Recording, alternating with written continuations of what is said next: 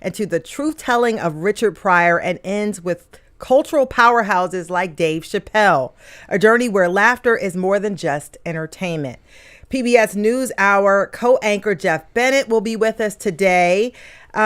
He also happens to be from South Jersey. He's going to help us unpack his new book called Black Out Loud. Avi and I got a chance to peruse and dig deep into this book, and we'll go back to vaudeville all the way up to the 90s, an era that Bennett says was the golden age of black comedy. So many huge names. Think about the shows: The Fresh Prince of Bel-Air, Martin, right? Living Single, all that use comedy to address social issues and make you think. So I'm really excited about today's show, and of course we want to hear from you. Yes. Our question of the day: we're asking you to tell us about a comedian who influenced the way you think about society and explain to us how they did that, right?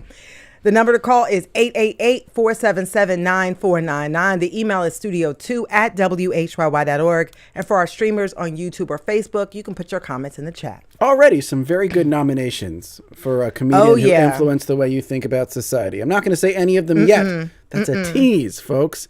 But I'm excited to hear more. 888-477-9499. The email is studio2@whyy.org. Trio of news stories, Avi. Let's get into it. Now, we know, Cherry, there's a lot of skepticism out there around AI data centers in local communities. We just did a whole show on it. Yep. But we're starting to now see some bills moving through local legislatures that attempt to counterbalance the perceived costs or risks associated with these so-called hyperscale data centers. So yesterday in Pennsylvania, the State House passed a bill that would require new data centers to pay for any extra energy costs they create.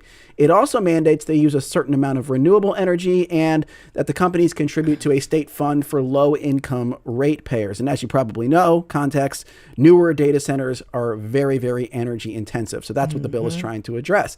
Similar bill this week in New Jersey that passed through their General Assembly. This bill would create a new payment structure for data centers, essentially preventing them from triggering cost increases for other consumers. And there's a similar bill in the NJ State Senate.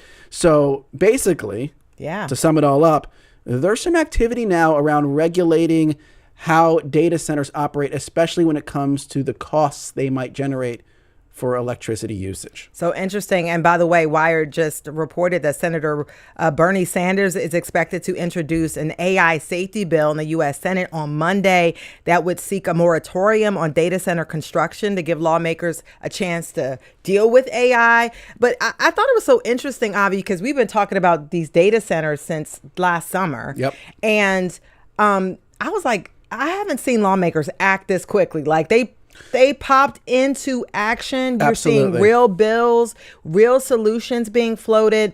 And, you know, when we're still talking about SEPTA year after year, how to do the funding, this is one of the first times in a long time I've seen lawmakers actually come up with solutions and get things on the move.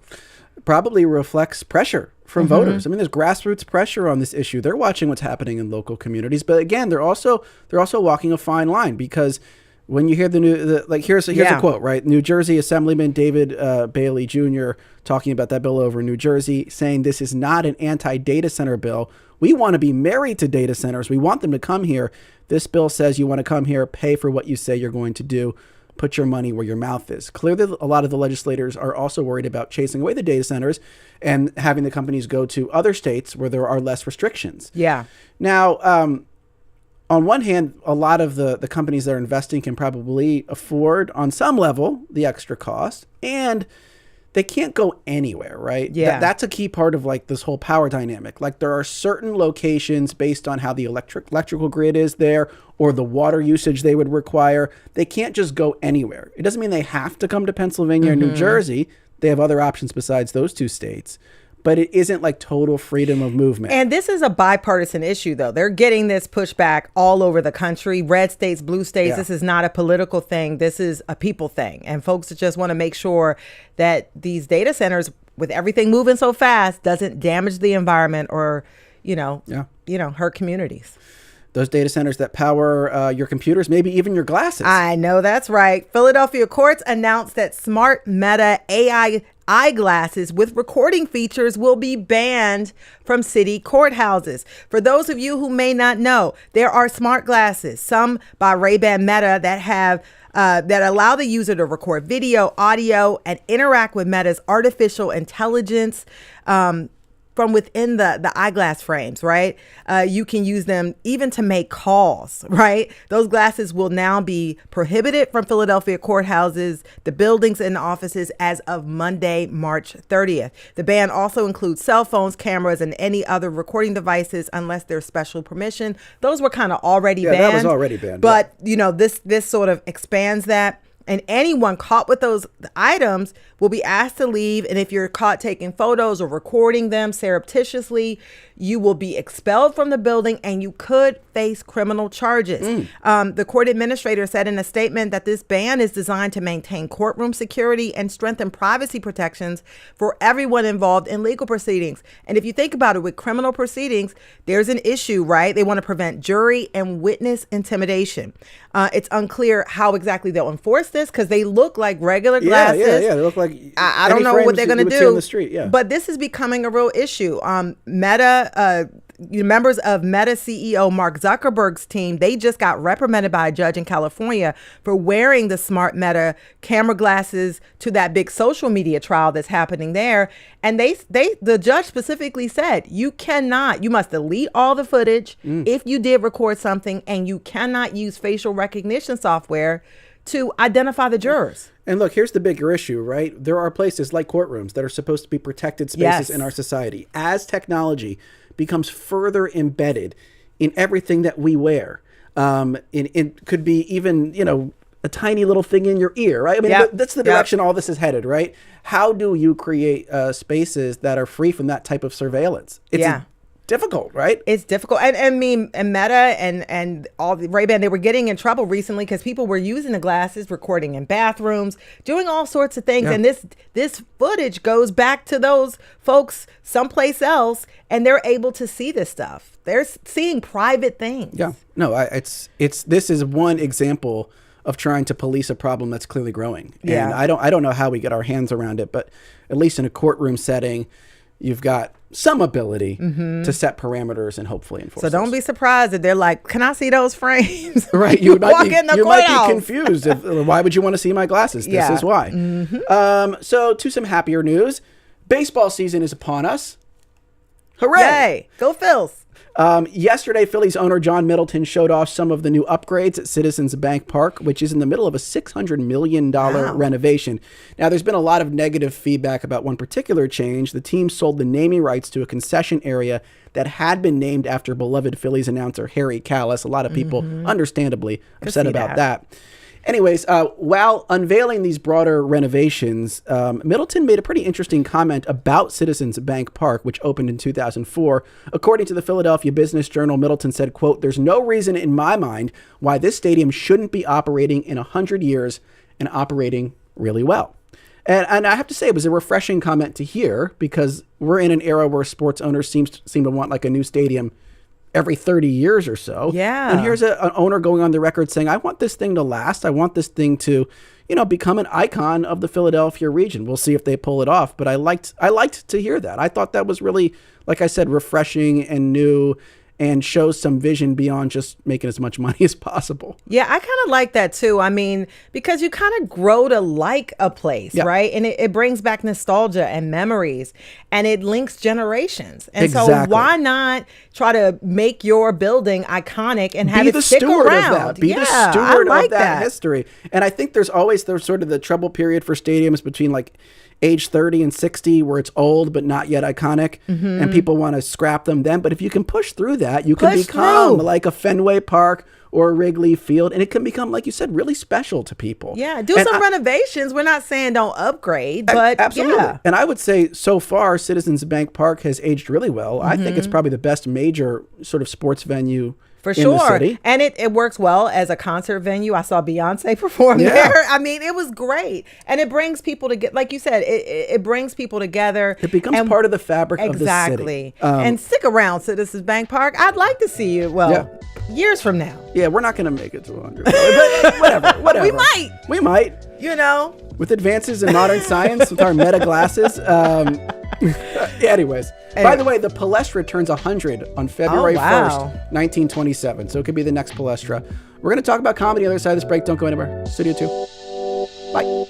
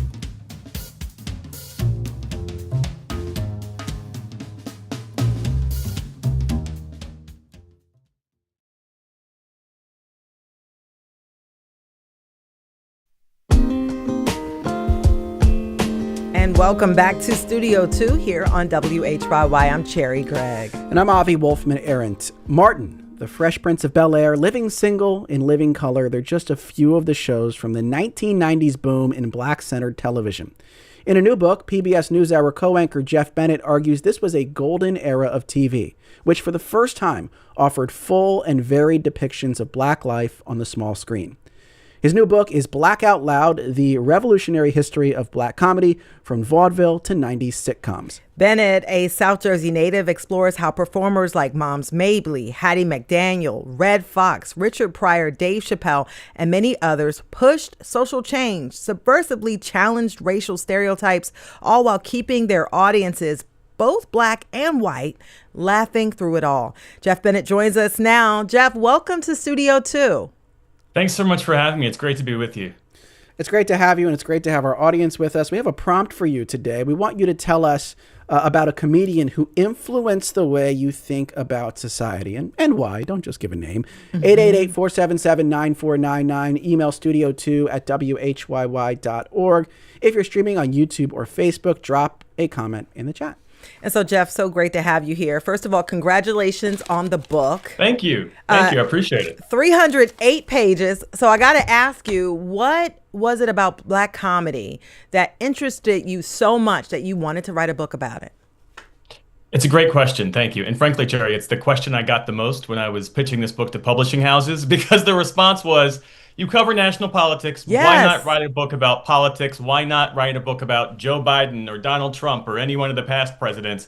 And my response was, politics is already so all-consuming. It really just works its way into every aspect of American life.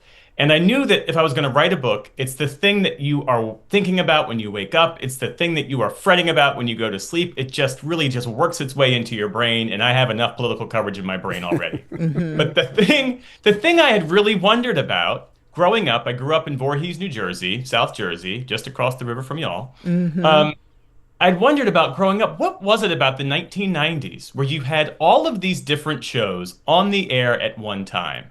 And the fact that they were on the air simultaneously mattered, because it meant that you had all of these different visions and versions of black life, so that no one sitcom bore the burden of representing the entirety of the black experience. And when I say that, I'm using air quotes, because there is no such thing as as one single monolithic black experience. So you had an affluent family on Fresh Prince of Bel-Air. You had four friends, four young up-and-coming professional women on Living Single. You had the creative hijinks of a Martin Lawrence. You had In Living Color. We'll talk about how all of this started really with In Living Color. In late night, you had Arsenio. king of late night as far as I'm concerned culturally, and that's just television. In the 90s R&B unmatched. Oh, yeah. 90s film, Oh, yeah. Eddie Murphy, Will Smith, early, into the early 2000s, they were the top of the box office. So just across almost every aspect of cultural creation, you had black creatives at the forefront of it. I work in television, I was focused on television, and that's really what was the genesis of this book. But I approached this with the instincts of a journalist, the heart of a fan. I realized you could not tell the story of the 90s responsibly without tracking back to the beginning of comedic performance, black comedic performance in this country, which is vaudeville. So the book starts there and works its way up to the golden age of sitcom television, which was the 1990s. Yeah. So you write in the book that the evolution of black humor in America is at its core a study in comfort. How freely can black comedians reveal their true selves on stage? And like you said, you start with the vaudeville where the answer is they can reveal almost none of their true selves on stage. In fact, black performers are often wearing blackface. So let's go back to kind of what you say, the first black entertainer to achieve national celebrity, a person named Billy Cursands, and what you took away from his story. Yeah, so Billy Cursands, and we should remember, minstrelsy was mass entertainment of its day. It was sort of like reality television is now. And for the black performers who had a calling to be on stage, all they could do was put on blackface and mock blackness, whatever that meant. So exaggerated stereotypes. And so what Billy Cursands and Burt Williams and others sought to do was, so much as they were able, try to infuse some sense of dignity, some sense of humanity into those performances.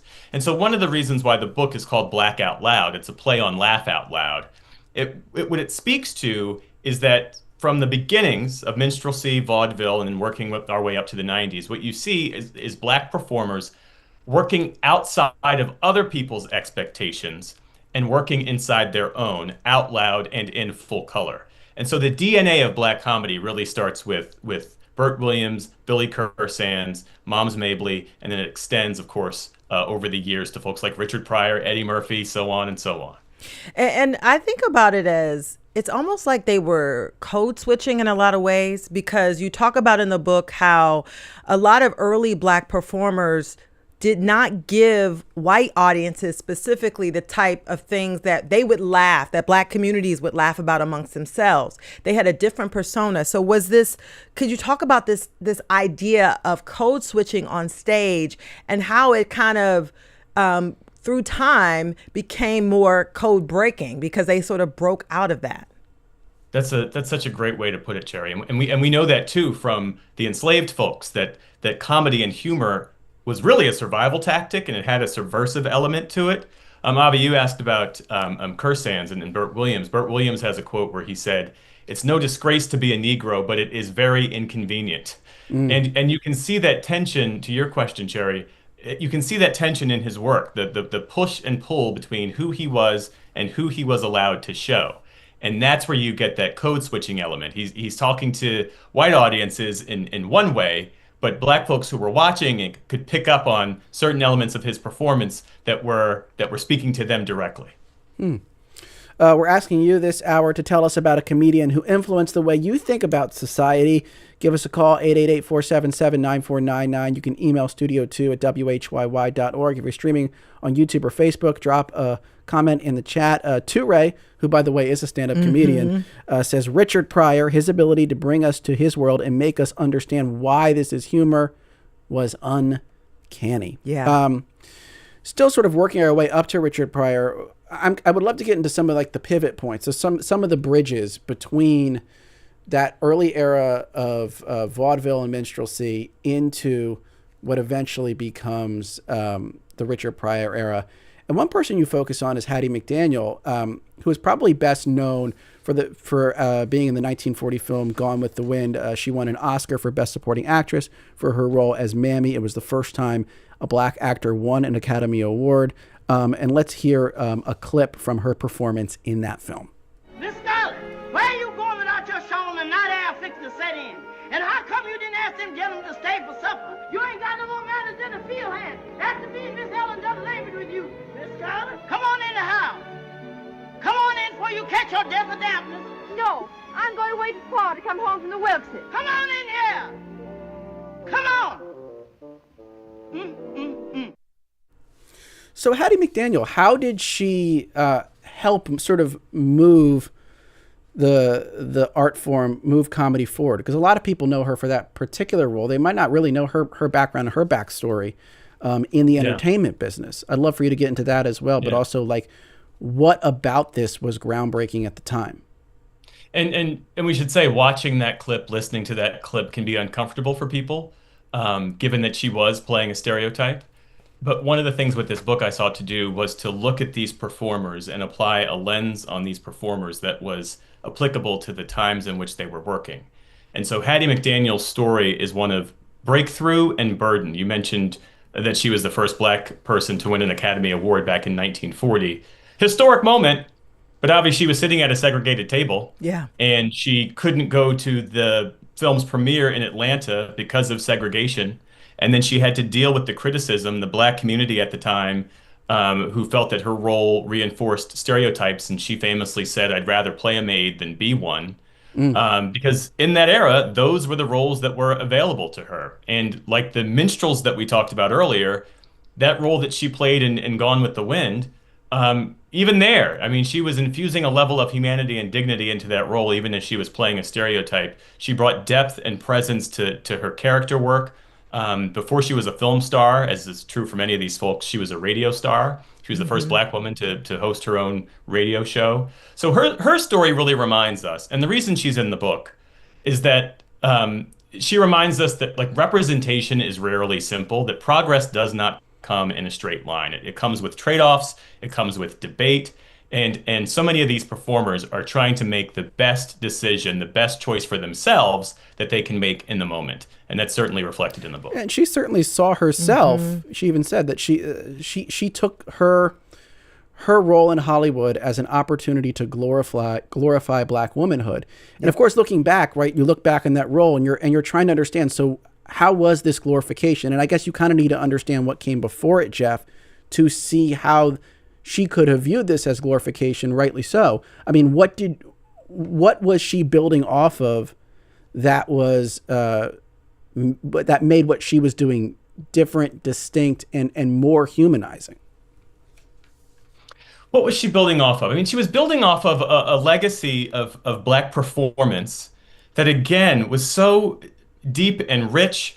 She was the first, she was the only. So in some ways, she was basically laying the foundation for herself, which she also deserves credit for that. And that is also the story of Black comedy in this country. You have these trailblazers who kick the door open and in varying ways hold the door open just wide enough, just long enough for other people to walk through it. And so that was certainly the case with, Philly's own Quinta Brunson, Abbott Elementary. Yeah. When she got that show, who does she turn to for advice?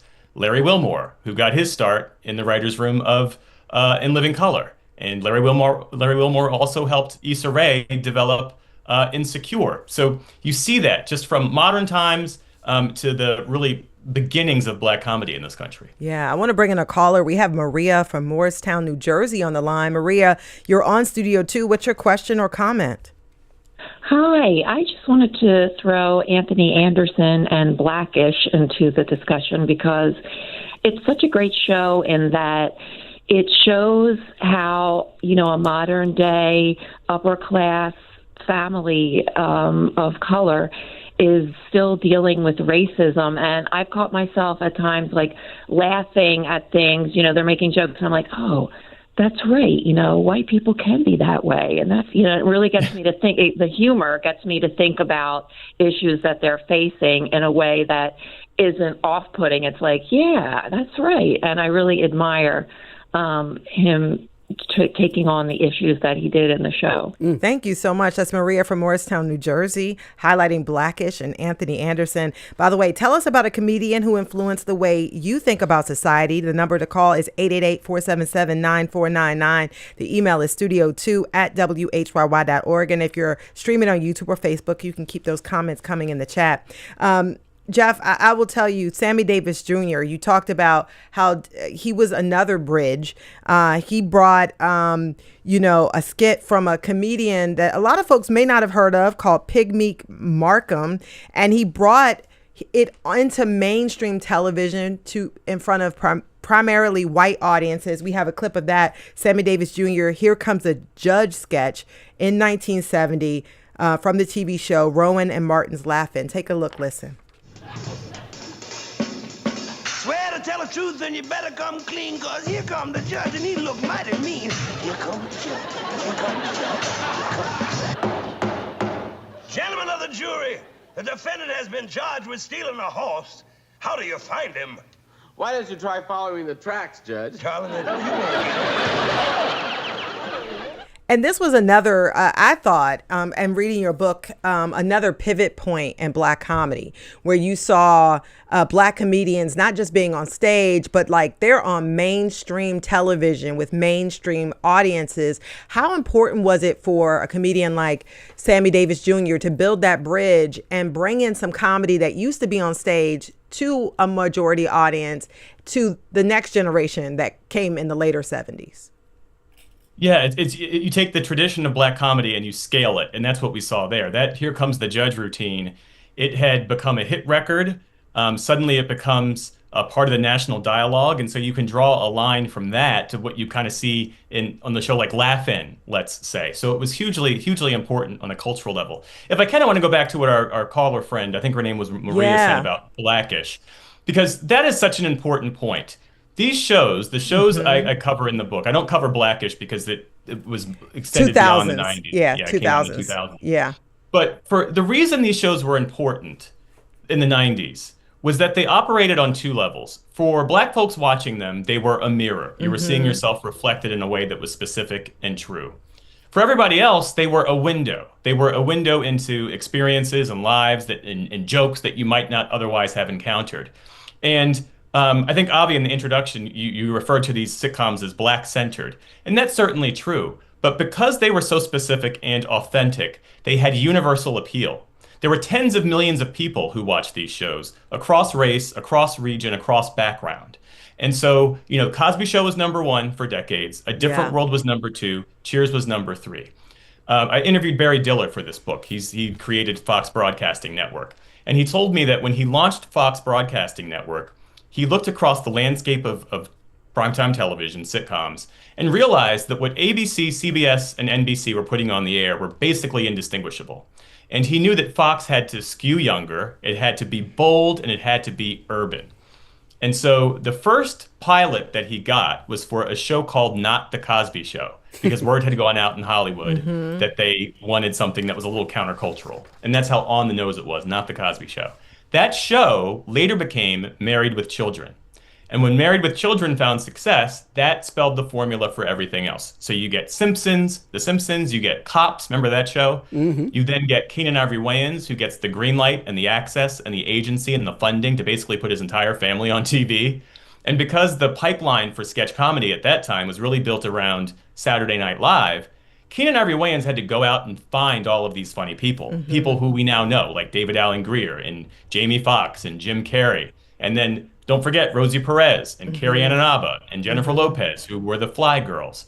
So these shows, they had to operate, they had to be funny at the end of the day. They had to be the thing that they had to be engaging and resonant. People had to tune in week after week. So they operated on that level. But the reason that they were culturally important is because tens of millions of people were watching them and having the same conversation, the same reference point week after week. And I want to jump in here because because these were shows, and the reason why I was so fascinated with the history of this is because earlier you had shows with Black people in them that were not created by Black people necessarily, but the 90s represented an era of Black creators. How did the storylines shift? Because you talk about just what people were referring to, just the types of jokes, just who was behind the scenes. All of that shifted in the 90s, which makes it, I think, fundamentally different from earlier eras in Black comedy. Yeah, there had certainly been Black folks on TV well before the 90s. I mean, Yeah. there was Good Times, there was Sanford and Son. But to your point, a couple of those shows were developed by Norman Lear, who was brilliant, but he was not black and did not come from the black experience and was not representing that on television. And so that's what's so fundamentally different. You had showrunners, you had performers, obviously, and producers who were young, who happened to be black or brown, of color, and they were writing from what they knew, and that was showing up on screen. And so take a show like Living Single, for instance. Yvette Lee Bowser, who created that show, I interviewed her as well. She started in the writer's room of A Different World in the second season when Debbie Allen came in and basically overhauled that show. And Queen Latifah and Kim Coles had a development deal that really didn't go anywhere. They kept getting paired with writers who didn't really understand them, and they were giving them scripts that didn't work. And Yvette Lee Bowser was paired with them and said, I have this idea for this show of 4 women living in Brooklyn. They're all sort of figuring it out, but a couple of them have high-powered careers. And this is the show. And that's now what became Living Single. Mm-hmm. That show was important for a number of reasons. It created the ensemble blueprint that leads to Friends. And that's not me saying that. That's folks connected to Friends and folks connected to Living Single telling me that.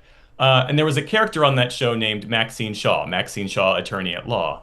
There is now a whole lane of academic research that speaks about the numbers of women who were encouraged to go into high-powered professions because they saw that Maxine Shaw character do it first. So these shows allow people to play out in their mind's eye, what would it be like if I went to an HBCU, as in the case of A Different World? Or what would it be like if I decided to become a lawyer, as in the case of Living Single? But I even think Kamala Harris and Stacey Abrams and all sorts of members of Congress who happen to be African-American women have told Erica Alexander that they were in some way inspired by her. It's hugely important. And by the way, I think that there's a connection to Girlfriends, which also led to Sex and the City. Like a lot of shows with 4 single women sort of living their life. And I think back to Living Single and how that led to a lot of different shows. Yeah. And Erica Alexander from Philadelphia, by the way. That's right. You know, it's funny. When I was interviewing her, she mentioned her time at Freedom Theater, and a light just went off in my head because I hadn't heard of Freedom Theater in decades. But yeah, it's Leslie Odom was trained there too. A lot of folks. That's right. Mm-hmm. Yeah. I want to bring in another caller before we get to a break because you mentioned Norman Lear, and I think our caller is going to mention a Norman Lear created show. This is Jacques from Devon on the line. Jacques, you're on Studio 2. Would love to hear your perspective. Thanks for taking the call. It's a fascinating show. I'm interested in the journey that you're tracing. I'd like to hear you talk about the significance of All in the Family, of Archie Bunker, the influence that he had in this whole journey. I mean, he held up a mirror that, it was so significant that I remember the network actually put a disclaimer on the air before the show began. Thank you so much. That's Jacques from Devon. I'm curious for your thoughts because it's actually not a huge part of the book, Geoff. The Jeffersons is mentioned, Good Times mentioned, but they're not getting their own chapters in this book. And I explained why. It's because they're not creative products of black performers and black producers. But to the caller's great question, Norman Lear and Archie Bunker. There's a direct line between the work that Red Fox did on that show, and you would not have a Red Fox, you wouldn't have a Sanford and Son were it not for Archie Bunker. But Archie Bunker was playing out a number of these political debates in a way on television that had never happened before. And this is another thing I play with in the book, the different speeds at which politics and culture move. As we've seen with just the way that, DEI and affirmative action policy have been rolled back lately, politics is important because it creates a structure for things to happen in this country. Yep. But as we've seen, politics has a way of being unwound depending on whoever happens to win the election. There is a durability to cultural change that I think is important and is reflective of some study, and I did that in the book. And you see that first with a show like All in the Family, with some of the conversations that Archie Bunker was having and the way his younger children would look at him as some sort of, old washed up guy who had super conservative, out of mode ideas. And you see that playing in real time. And what it allows folks watching it to do is to think about how that shows up in their own lives. So that show was important on that level. And then you see the progression of that in some of the sitcoms that come on later. Yeah.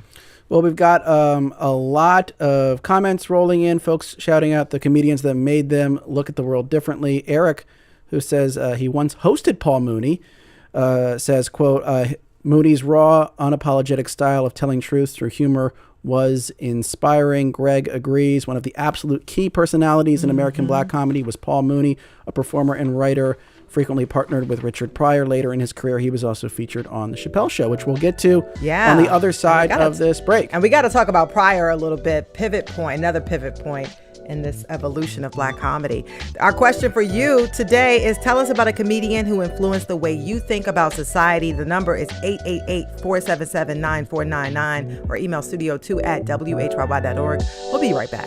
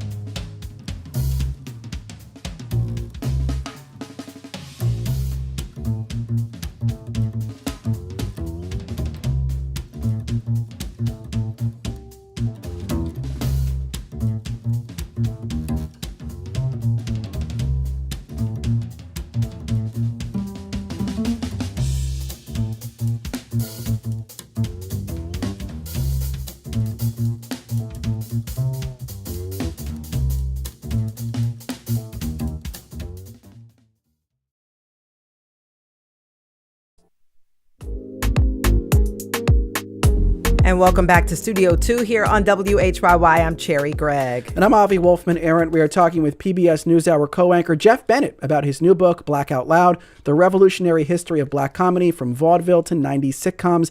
It explores the evolution and impact of black comedians and black-centered television shows. Yes, and we want to hear from you, our listeners. Tell us about a comedian who influenced the way you think about society.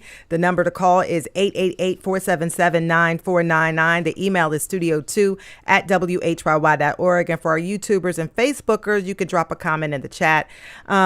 Boyd Photography on YouTube says black comedy is rooted in pain, and although he was known for his writing, Paul Mooney was able to edutain through stories and jokes about the black experience in America. And I mentioned before the break, Geoff, that I wanted to talk about Richard Pryor. I want to play a clip because here's Richard Pryor from his first TV appearance, in 1964. Take a look. If you're lucky enough to get a cab, you get in and say, driver, I want to go to 78th Street. Driver says, I'm not going that way. I want to go to 78th Street. You're going to give me a tip. I'm going to tip your cab over. You don't take me to 78th Street. And so I think about Richard Pryor, so many comedians who really came of age in the 80s and 90s, and kind of even, Dave Chappelle, they point to Richard Pryor as a major pivot point in black comedy. And you heard there, he's telling a joke about a reality that black people were dealing with, right? Could not get a cab, but he's feeding it to the audience with a spoonful of sugar, that joke. Can you talk about sort of this edutainment that we saw that one of our Facebookers or YouTubers talked about, and how comedy was used to sort of educate people post-civil rights movement? It's such a great point, that edutainment. And shout out to your producer for finding all these amazing clips. It's not easy to do. Oh, yeah. But they're terrific. The clean they're Richard amazing. Pryor ones, there's like, that was the one. Sift. You got to dig. That was the only Yeah, one. no, totally.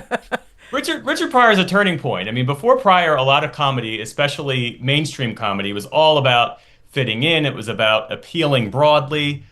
Pryor initially started as a clean comic because he was inspired by Bill Cosby. But as he found his voice, he really flips it. He goes inward. He starts telling the truth. And in doing that, he changes everything. He really just kicks the hinges off of the doors of comedy. His comedy is raw. It's vulnerable. He talks about race, addiction, poverty, police encounters.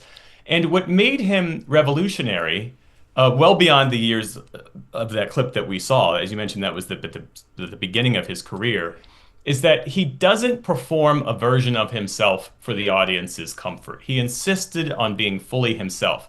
And to say that now, it's like, well, what's the big deal? Every comic is like that. I mean, we sort of prize authenticity. But that wasn't the case back then. And there's this famous real shift in his career, again, where he moves away from this polished, traditional style into something more personal. And of course, as you all both know, you can draw a direct line between the work that an Eddie Murphy, a Chris Rock, a Dave Chappelle does, and what Richard Pryor did toward the end of his career. Yeah. And you say that there was this internal battle through Pryor's whole career. How much of private black life and private black thoughts should be shared with white people? If we reveal too much, will they reject us? Will they be horrified or frightened? And he's always bumping up against that. Obviously, he's tremendously popular, Richard Pryor. But then he also tries to create his own television show, The Richard Pryor Show. It lasts like 4 episodes. I was shocked by that, yeah. And I believe in Philadelphia, there was a couple markets, including Philadelphia, where they would not show it in prime time. I think they aired it at like 11 o'clock. And of course, like that's because he's pushing so far. And later, did the people that came after Pryor, do you feel like some of them sort of pulled it back a little bit to make sure it got to the broadest audience? Did they keep pushing further? Like, what was the push-pull after Pryor, knowing that he did come up against some limitations? Yeah, Richard Pryor was a live wire. I mean, it was largely influenced by his addiction battle. The thing that you see with later comics, and this is true of a Kevin Hart for sure, is a respect of the business side of show business. It's one thing to have a show. It's a completely different thing to keep it. Yeah. And to have a show that lasts only 4 episodes on the air, it really speaks to an inability to understand the business side of this and to be a reliable business partner for the studio. And that's what's so great about the 90s, is that whether it was Keenen Ivory Wayans or Queen Latifah or any of the folks on A Different World, Arsenio, who was an incredible businessman. I didn't know until doing this book that Arsenio effectively owned his late night show. The lesson from Pryor was you have to understand how the business works. You have to understand who cuts your check every week. And you have to understand what it means to keep them happy so you can stay on the air and so you can keep doing this work. Yeah. And I got to act because, and I know a lot of folks feel uncomfortable talking about Bill Cosby, Philadelphia native, who's had been disgraced over the past few years. But I can't not talk about the Cosby Show and Bill Cosby as a comedian, because one of the things you point out in your book, the Cosby Show rescued NBC, and it showed that Black sitcoms and Black shows could make a lot of money. And when you talk about this opened the door to the 90s. All of these Black shows being on air at the same time. Can you and that white audiences would accept a Black show, and a Black show could be #1 on air. Can you talk about the significance of that and Black shows equaling profitable as a major turning point? And Bill Cosby's work starts with, in television anyway, I Spy. Yep. Goes all the way back. Here's the thing about Bill Cosby, and this is what I grappled with in the book. To talk about Bill Cosby, you have to hold 2 truths at once. Yeah. The Cosby Show was vital. It was key to television, period. Certainly this period in the book I talk about, which was the 90s Black sitcoms. But what he is accused of, what he served time for, is monstrous. Yes. Absolutely. Full stop. And so you have to grapple with those things. You have to reckon with those things simultaneously. And so for the book, I had to separate the art from the man. Because again, I couldn't tell the story of these shows, and I couldn't tell the story of the Cosby Show without looking at the art itself. And to your point, Cherry, I mean, yes, to have that show be #1 for as long as it was just so, it was foundational, and it was so important. And it wasn't just that they were an upper class Black family showing the universality of that experience. It was that he was also infusing Black art. Think of all the art that was on the walls Jazz, in that Brooklyn brownstone. and the jazz. Remember when Heathcliff Huxtable would go to the jazz club and he'd have on these jazz artists and stuff on the show, and Nancy Wilson was on that program.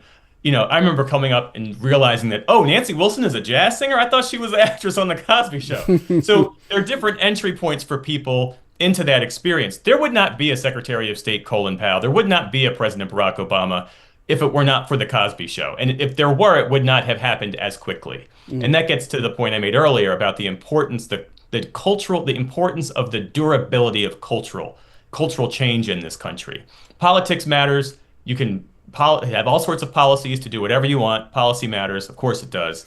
But there's something to be said about the softening the distance between people and people finding familiarity among each other when they sit down in their living rooms with their families and watch these shows every week, night after night, for years. Yeah, got to point out, it started in that era with The Cosby Show. And Erica Alexander, who we talked about from Living Single, she was Cousin Pam on that show. Like a lot of people, a lot of people got their careers launched because of that show. Yeah. Yeah, and look, and Cosby's such an interesting contrast with Richard Pryor. As you said, Richard Pryor initially kind of wanted to be like a Bill Cosby, then took a different path. But you had this quote about Cosby from a critic from 1965, and I think this is the I Spy era, and it's saying about Cosby, his presence is merely taken for granted, and thereby more is achieved for better racial relations than by 1,000 propaganda exhortations. I think that was from a writer named Ben Gross. And it goes to like sort of the idea of if your goal, and Cosby did have this goal, of trying to advance racial relations and racial equity in this country, is it more important to just be visible, or is it more important to use your visibility to make a point or a sharper point than perhaps Cosby was making? How did you see that tension playing out through this whole history in the book? That's a great question, Avi. Thank you. Well, in this book, Black Out Loud, I think both are true. I mean, there's something to be said about people don't want to be lectured to. I think that was the other lesson of the last election. Is that people don't want to be lectured to. People were not tuning into these shows for civic education. They were tuning into these shows to laugh. And there's something that was gleaned by laughing together. There is a cultural cohesion. There's a social cohesion by people just sharing a laugh and seeing other people as just like yourself, because your defenses are down and you're just trying to relax, watch a show, that sort of thing. So the visibility just in and of itself matters. And I would argue that if early days Bill Cosby, given the significant cultural role that he had, if he had come across as some sort of scold, or if he had come across as some sort of, I don't know, sword-waving freedom fighter, that would have undermined the work that he did. But it wasn't as if he existed in a vacuum, because as he was doing his work, you did have people on the front lines of the civil rights fight. Dick Gregory, exactly. Well, not even just Dick Gregory. I mean, you had all sorts of, you had Medgar Evers and Martin Luther King Jr., of course, and like Malcolm X. You had civil rights figures who were on the front lines, marching, getting beaten, getting hosed down by fire hoses, who were going to Capitol Hill, who were pressing that case. And that was vitally important. At the same time, though, you had those cultural figures like a Dick Gregory, and early days Bill Cosby and Harry Belafonte, and the list goes on, who were working in concert on parallel tracks to push this country forward. And in so doing, really opened up the American imagination. Yeah.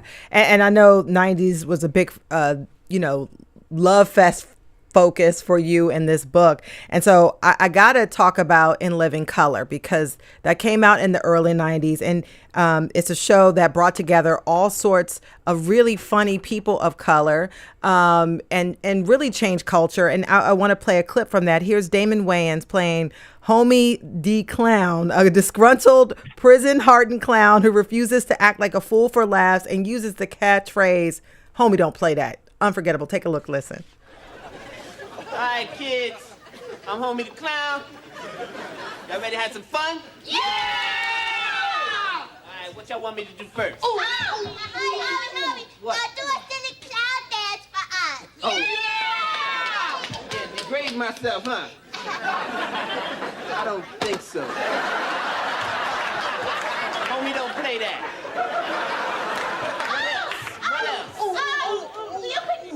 You could slip on a banana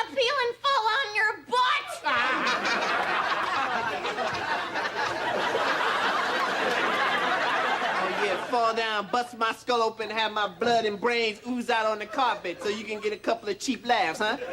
I don't think so. Homie, don't play that. And I love that clip in part because, you know, we're at a point, if you fast forward in Black comedy history, where folks don't, the whole culture has changed around Black comedy, and folks, you know, they keep it real. They're telling truths. You see Dave Chappelle come out. He's smoking a cigarette. I mean, right. Telling hard truths. Can you talk about In Living Color a little bit, but also just sort of how we got to this place where you see so many different Black comedians and so many people able to be their full selves on stage and have a very mixed audience? Yeah, David Allen Greer made the point that you could not have a show like In Living Color on the air these days, in part because if people were offended by what they saw, not by that clip, but there were some other really boundary-pushing sketches on that show, they would have to write a letter. And back then, first of all, good luck finding what address to send it to. And by the time that they would receive the letters at the network, they'd already been done filming for the season. But that show was so wild because it really was a business decision. Again, it was Barry Diller saying, we're trying to differentiate and we're ready to take risks. And, you know, we had success with these sort of subversive shows, so we're just going to keep going in that direction. And so, you know, Keenan Ivory Wayans had come off of I'm Gonna Get You Sucker, and had a really like firmly defined image in his mind of what that show should be. He had said that his writer's room was not a democracy, it was a dictatorship. He had grown up in a very funny family. So anything that got on the air had to make him laugh first. The second season of In Living Color is unmatched. Every sketch on that show for that entire season was brilliant, to include all of the musical acts. That was the other thing about In Living Color, was the musical acts. I remember I grew up in Voorhees, went to Voorhees Middle School, and the day after Criss Cross was on that show, all these kids come in, and this was a diverse middle school, all these kids come in with their clothes on backwards because they had seen Criss Cross perform the previous night on In Living Color doing Jump Jump with their clothes on backwards. So it was that kind of thing. Everybody was watching it. Everybody was talking about it. And that show also revolutionized the Super Bowl halftime show. Before 1992, the Super Bowl halftime show was a fairly run-of-the-mill affair. CBS at the time had the Super Bowl, and they would use the halftime show to promote whatever else they had on. So they were promoting the Winter Olympics. So it was a marching band. It was Brian Boitano. And Living Color decides, we're going to counter program. So what they do is they come up with a 20-minute condensed version of their show. You can see this on YouTube now. And Jim Carrey at the start says, we're going to put a clock at the bottom. It's going to be about 15, 20 minutes. You're not going to miss the game. Just stay with us and watch this show. They siphoned off more than 20 million people from CBS over to Fox. Most people did not switch back over to CBS. The very next year, the NFL and CBS book Michael Jackson because they say, we can't have this happen again. And that's how you get the spectacle of the Super Bowl halftime show. And it's this interesting moment where there is competition introduced, but still a monoculture hanging on. That great convergence happens in the early 90s. And thank you so much for this book, Geoff Bennett, co-anchor of PBS Newshour. The book that I just mentioned is called Black Out Loud, The Revolutionary History of Black Comedy from Vaudeville to 90s Sitcoms. Jeff, thanks for sitting with us this hour. Thanks for the great conversation. I appreciate you both. Yes, and sorry to Richard from Medford, New Jersey, who was on the lines. Richard, so sorry we couldn't get to you today, but thanks to the callers. We were able to get in, and to everybody who commented on Facebook and emailed in. Our show, of course, is produced by Debbie Builder, Andreas Copes, and Hazel Mae Bryan. The show was engineered by Al Banks and Mike Schiffler, who is also our visual producer. Our executive producer is Kevin McCory from Studio 2 here at WHYY in Philadelphia. I'm Cherry Gregg. And I'm Avi Wolfman-Arent. We'll talk to you tomorrow.